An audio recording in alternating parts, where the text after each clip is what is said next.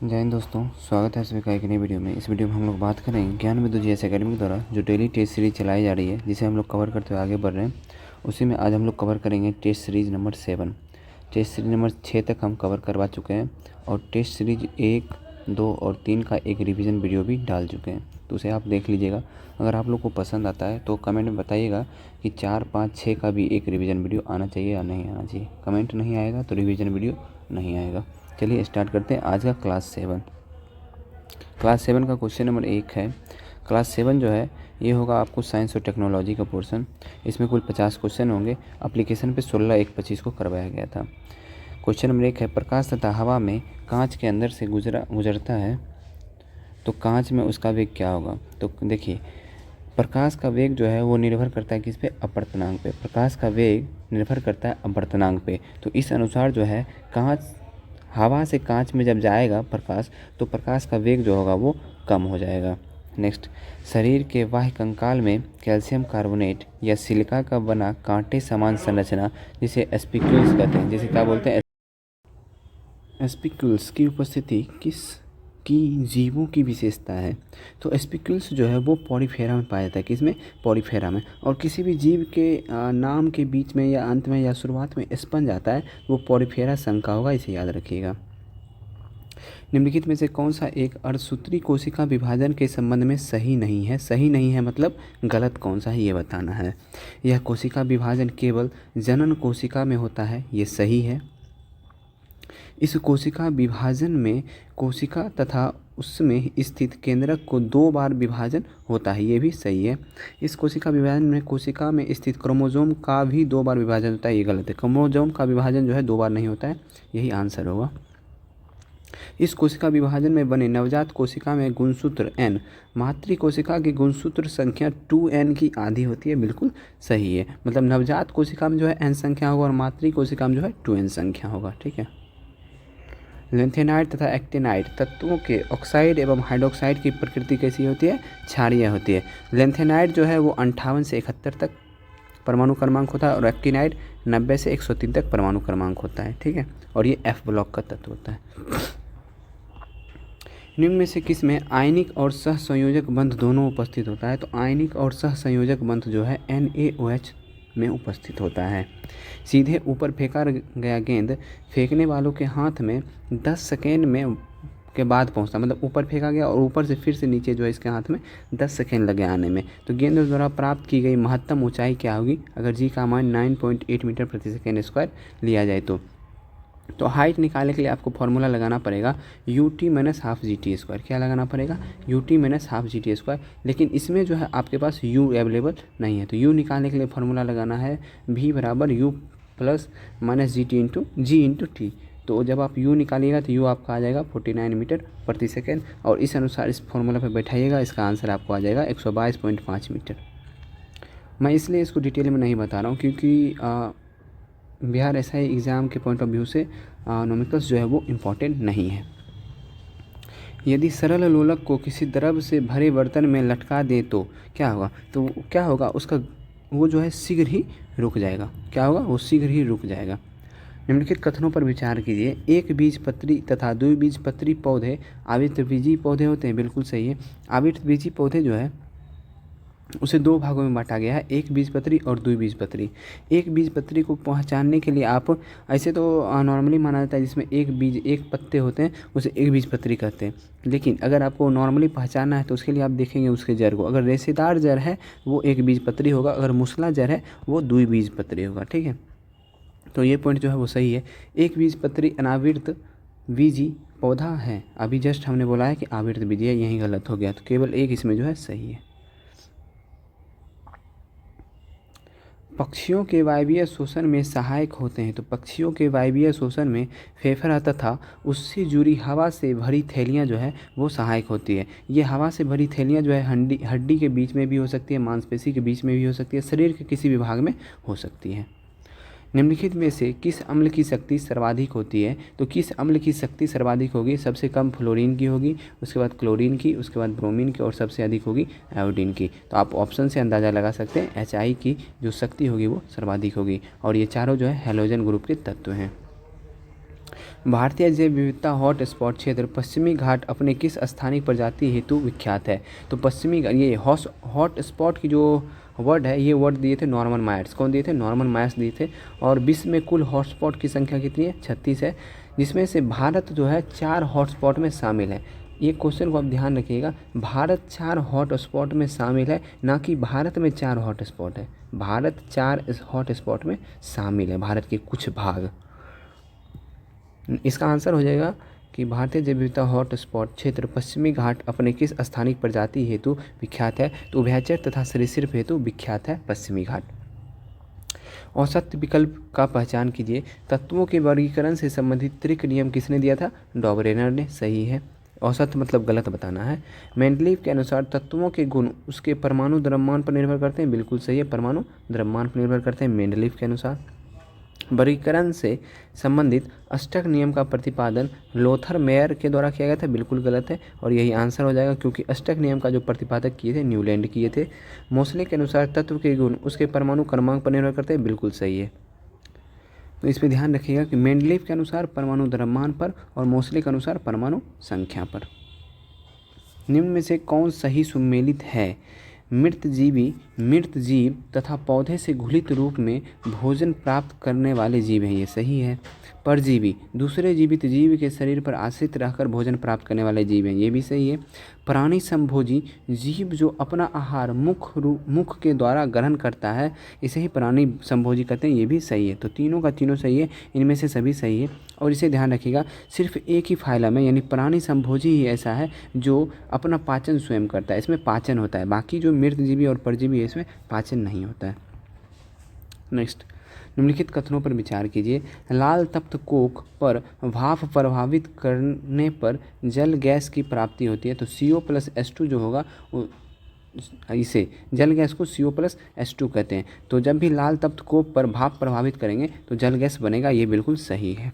लाल तप्त कोक पर वायु प्रवाहित करने पर प्रोड्यूसर गैस बनता है। तो वायु के जगह पर N2 ले लीजिए, यानी नाइट्रोजन। तो CO+N2 जब हम लोग प्रवाहित करेंगे तो प्रोड्यूसर गैस बनता है। ये भी बिल्कुल सही है। और आपसे पूछा जाएगा कि जल गैस या प्रोड्यूसर गैस, इनमें से किसका ऊष्मीय मान सर्वाधिक होता है? तो आप ध्यान रखिएगा कि जल गैस का जो ऊष्मीय मान है वो सर्वाधिक होता है। तो इसका आंसर 1 और 2 दोनों सही हो जाएगा। निम्न कथनों पर विचार कीजिए। जल का आयतन न्यूनतम 4 डिग्री सेल्सियस होता है। हाँ, घनत्व बराबर द्रव्यमान बटे आयतन, इसे ध्यान रखिएगा। तो जल का आयतन जो है न्यूनतम 4 डिग्री सेल्सियस पे होता है। जल का घनत्व अधिकतम 4 डिग्री सेल्सियस पे होता है। ये भी सही है। बर्फ़ का आयतन जल से ज़्यादा होता है। ये भी सही है। और बर्फ़ का घनत्व जल से कम होता है। ये भी सही है, क्योंकि बर्फ़ जो है जल पे तैरते रहता है। जिसका घनत्व कम होगा वो ऊपर रहेगा। तो इसका आंसर क्या हो जाएगा? 1, 2, 3, 4 सभी सही है। नेक्स्ट क्वेश्चन है, आँखों का रेटिना कैमरे के किस भाग के जैसा काम करता है? तो आँखों का रेटिना जो है कैमरे के फिल्म की तरह काम करता है। नेक्स्ट, दलहनी पौधे की जड़ों में सहजीवी के रूप में रहने वाले बैक्टीरिया राइजोबियम किस आकार का जीवाणु होता है? तो राइजोबियम जो है वो बैसिलस जो होता है वो क्षर आकार का होता है। कोकस जीवाणु जो है वो गोल आकार का होता है, और एस्पेलियम जो है वो सर्पिल आकार का होता है, और वाइब्रियो जो है वो कोमा आकार का होता है। और इन सभी जीवाणुओं को, यानी ये किस आकार के हैं, इसे हम नंगी आंखों से नहीं देख सकते हैं। इसे हम माइक्रोस्कोप की सहायता से, यानी सूक्ष्मदर्शी की सहायता से देख सकते हैं।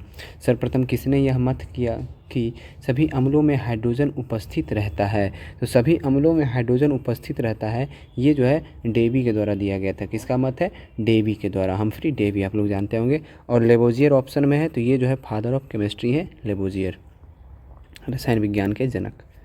कौन सा आयन लाल लिटमस पत्र को नीला कर देने में सहायक होता है? तो वैसे तो आप जानते होंगे लाल लिटमस पत्र को नीला कर देने में कौन सहायक होता है? क्षारीय। कौन? क्षारीय जो होते हैं वो। लेकिन यहाँ पे जो है वैसा ऑप्शन नहीं दिया है, जिस प्रकार से इसका आंसर हो जाएगा हाइड्रोक्सिल। क्या होगा? हाइड्रोक्सिल। और हाइड्रोजन जो है नीला को लाल कर देता है, यानी अम्ल। नाइट्रोजन गैस का रासायनिक रूप से अक्रिय होने का कारण क्या है? रासायनिक रूप से अक्रिय होने का कारण क्या है? ठीक है, तो अक्रिय होने का कारण यही है कि नाइट्रोजन जो है 5000 डिग्री सेल्सियस तक किसी से वो विघटन नहीं होता, यानी फिर अभिक्रिया नहीं करता है किसी के साथ। तो 5000 डिग्री से कम पर कोई भी ताप रहेगा उससे नाइट्रोजन अभिक्रिया नहीं करता है, ठीक है। इसलिए इसे जो है रासायनिक रूप से अक्रिय होने का कारण बताया गया है। तो इसका आंसर क्या हो जाएगा, इसकी विघटन ऊर्जा उच्च होती है। इसलिए आप देखते होंगे जो बल्ब होते हैं, बल्ब में ऑर्गन की जगह नाइट्रोजन भी प्रयोग कर दिया जाता है।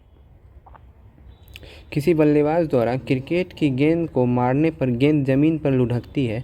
कुछ दूरी चलने के पश्चात गेंद रुक जाती है, क्योंकि तो न्यूटन के नियम के अनुसार अगर गेंद रुक रही है तो गेंद के विपरीत दिशा से कोई ना कोई बल उस पर लग रहा है। अगर कोई बल आपको दिख नहीं रहा है तो वो कौन सा बल होगा, घर्षण बल। और ये जो है ये जो लुढ़क रही है तो इसके मतलब इसके विपरीत में कौन सा बल होगा, लोटनिक घर्षण बल। डाउन सिंड्रोम एक अनुवांशिक रोग है जो निम्न में से किस गुणसूत्र से होता है। तो इनमें देखिए डाउन सिंड्रोम जो होता है किसके कारण होता है, तो ये होता है गुणसूत्र की संख्या में परिवर्तन होने के कारण। क्योंकि डाउन सिंड्रोम वाले जो व्यक्ति होते हैं उनमें गुणसूत्र की संख्या कितनी होती है, 47 होती है। और नॉर्मल व्यक्ति जो होते हैं, नॉर्मल मानव होते हैं, उनमें गुणसूत्र की संख्या 46 यानी 23 जोड़ी होती है। और आपसे पूछेगा डाउन सिंड्रोम वाले व्यक्ति में कौन से जोड़ी में जो है गुणसूत्र की संख्या बढ़ जाती है, तो 21वीं जोड़ी जो होती है उसमें गुणसूत्र की संख्या बढ़ जाती है, ठीक है। पृथ्वी का पर्यावरण विस्तृत, विशाल तथा अविभाज्य है। पर्यावरण के रचनात्मक, क्रियात्मक तथा स्वपोषित इकाई को क्या कहते हैं, तो इसे कहते हैं पारिस्थितिकी तंत्र। इसे क्या कहते हैं, पारिस्थितिकी तंत्र। और पारिस्थितिकी तंत्र की जो अध्ययन है, जिसका स्टडी हम लोग करते हैं, उसे बोलते हैं पारिस्थितिकी, उसे बोलते हैं इकोलॉजी। जिस शब्द में लॉजी आ गया वो अध्ययन से संबंधित है, बस इसे याद रखिएगा। जैसे बायोलॉजी, इस प्रकार से जूलॉजी। चलिए आगे नेक्स्ट बढ़ते हैं। द्वैत प्रकृति न केवल प्रकाश में होती है बल्कि द्रव्यमानों में भी होती है। इस सिद्धांत को प्रतिपादन किसने किया था, तो डी ब्रॉगली ने। द्रव्य कणों में भी होती है, इस सिद्धांत को किसने दिया था, डी ब्रॉगली ने। लेकिन इससे भी पहले द्वैत प्रकृति प्रकाश में होती है, इसका वर्णन जो है आइंस्टीन के द्वारा किया गया था, ठीक है। तो इसका आंसर होगा डी ब्रॉगली। सोडियम फॉस्फेट का अनुसूत्र, सोडियम फॉस्फेट का अनुसूत्र Na3PO4 होता है। मानव शरीर में परिवहन एवं ताप नियंत्रण का मुख्य कार्य मुख्य रूप से किसके द्वारा होता है, तो ताप नियंत्रण एवं परिवहन का कार्य जो है मुख्य रूप से लसिका के द्वारा होता है। प्रगामी तरंग, प्रगामी तरंग कहते हैं जो एक सीधी रेखा में तरंग जाती है उसे प्रगामी तरंग कहते हैं। और अप्रगामी तरंग, अप्रगामी तरंग उसको कहते हैं जो विपरीत दिशा में, दो विपरीत दिशा से तरंग आती है और एक जगह टकराती है और एक ही जगह ये इधर उधर वो कंपन करती रहती है, इसे बोलते हैं अप्रगामी तरंग, ठीक है। तो से किस प्रकार से भिन्न है, मतलब ये दोनों जो है किस प्रकार से भिन्न है, तो ऊर्जा के प्रकार से, यानी ऊर्जा में जो वहन करती है उससे भिन्न है। क्योंकि एक जो है एक ही तरफ मतलब एक ही स्थान पे वो ऐसे ऐसे कंपन करती रहती है और प्रगामी तरंग जो है एक दिशा में चलती रहती है। तो ऊर्जा जो है, ऊर्जा के कारण ही ये भिन्न है एक दूसरे से। संपीड़ितता का गुण पदार्थ के किस अवस्था में पाया जाता है, तो गैस अवस्था में पाया जाता है। भार कम करने के उद्देश्य से भूख कम करने तथा चुस्ती फुर्ती बढ़ाने के लिए उपयोग में आने वाली औषधि कौन सी है, तो वो औषधि है एम्फीटामाइंस। क्या है, एम्फीटामाइंस, ठीक है। तो ये लेकिन अपने मन से नहीं खाना चाहिए या फिर किसी अन्य व्यक्ति की सलाह से नहीं लेना चाहिए, ये जो है किसी अच्छे डॉक्टर की सलाह से ही यूज़ करना चाहिए। इनमें से कौन जंतु इकाइनोडर्मेटा फाइलम के नहीं है, तो इकाइनोडर्मेटा फाइलम के जो है ऑक्टोपस नहीं है, क्योंकि ऑक्टोपस जो है वो मोलास्का फाइलम के हैं। मोटे अनाज की श्रेणी में आने वाला बाजरा, ये क्या है, बाजरा है, इसे ध्यान रखिएगा। का वनस्पति का नाम क्या है, वनस्पति का वैज्ञानिक नाम क्या है, तो जीमेज जो है मक्का का नाम है, जीमेज। एल्यूसाइन कोराकाना, ये जो है रागी कहिए या फिर मरुआ कहिए, इसका वैज्ञानिक नाम है। सोरघम बल्डोयर जो है ज्वार का वैज्ञानिक नाम है। पेनिसेटम ग्लॉकम जो है ये नाम है बाजरा का, किसका है, बाजरा का, पेनिसेटम ग्लॉकम। जब H2SO3 का H2SO4 में परिवर्तन होता है तब S की ऑक्सीकरण, यहाँ जन नहीं होगा, ऑक्सीकरण अवस्था में परिवर्तन होता है +4 से +6। एक वोल्टमीटर का प्रतिरोध 5000 ओम है। इस वोल्टमीटर की माप सीमा 20 गुना बढ़ाने हेतु कितनी ओम प्रतिरोध जोड़ना पड़ेगा, तो 20 गुना बढ़ाना है तो 5000 गुना 20 कर दीजिए, तो ये हो जाएगा आपको 1 लाख, और 1 लाख में 5000 इसके पास पहले से है तो 95,000 ओम। ये पाई लिखा हुआ है, पाई गलत है, यहाँ पे ओम होना चाहिए, मतलब टाइपिंग मिस्टेक है, तो ओम है ये, ठीक है। तो 95,000 ओम की और आवश्यकता होगी। In the human body the membrane surrounding in the bone is known as. तो मतलब कहने का अर्थ है कि हड्डी के ऊपर एक मेम्ब्रेन रहता है जो घिरा हुआ था हड्डी के ऊपर, तो उसे क्या कहते हैं? तो उसे कहते हैं पेरियोस्टेनम। क्या बोलते हैं? पेरियोस्टियम, पेरियोस्टियम बोलते हैं इसको। नेक्स्ट, हाइपोथैलेमस द्वारा स्रावित हार्मोन किस अंतःस्रावी ग्रंथि के कार्यप्रणाली को नियंत्रित करती है? तो पीयूष ग्रंथि को नियंत्रित करता है। और अन्य अंतःस्रावी ग्रंथि जितना भी है उसको कौन नियंत्रित करता है? तो पीयूष ग्रंथि उसको नियंत्रित करता है। निम्न कथनों पर विचार कीजिए। कार्य करने की क्षमता, तो कार्य करने की क्षमता का मात्रक जूल होता है, सही है, क्योंकि कार्य करने की क्षमता को क्या बोलते हैं? ऊर्जा बोलते हैं, और ऊर्जा की मात्रक क्या होता है? जूल होता है, तो ये सही हो गया। कार्य करने की दर, तो कार्य करने की दर की मात्रक को वाट बोलते हैं, सही है, क्योंकि कार्य करने की दर को शक्ति बोलते हैं और शक्ति का मात्रक क्या होता है? वाट होता है। परंतु कार्य करने का मात्रक वाट नहीं होता है, तो कार्य का मात्रक वाट नहीं होता है, क्योंकि कार्य यानी ऊर्जा का मात्रक क्या होता है? जूल होता है, इसलिए ये भी सही है। एक और दो दोनों सही है। अच्छा, इसमें पूछ रहा है कौन सही नहीं है, तो ना तो एक ना तो दो, यानी दोनों सही है। इसका आंसर ऑप्शन में डी होगा। निम्नलिखित में से कौन एक जैव अनिम्नीकृत प्रदूषक की श्रेणी में नहीं आता है? तो कागज़ जो है जैव अनिम्नीकृत प्रदूषक की श्रेणी में नहीं आता है।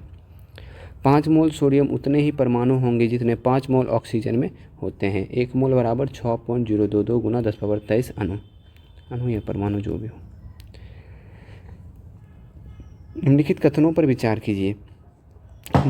मानव शरीर में कार्बोहाइड्रेट का पाचन मुख गुहा से प्रारंभ होता है, सही है, मुंह से या मुख गुहा दोनों सही है, से प्रारंभ होता है, ये सही है। मानव शरीर में संपूर्ण कार्बोहाइड्रेट का पाचन मुख में होता है, बिल्कुल गलत है। लगभग 30% जो है मुख में होता है और 70% जो है बॉडी के अन्य भाग में होता है, तो ये गलत हो गया, तो केवल एक इसमें सही है।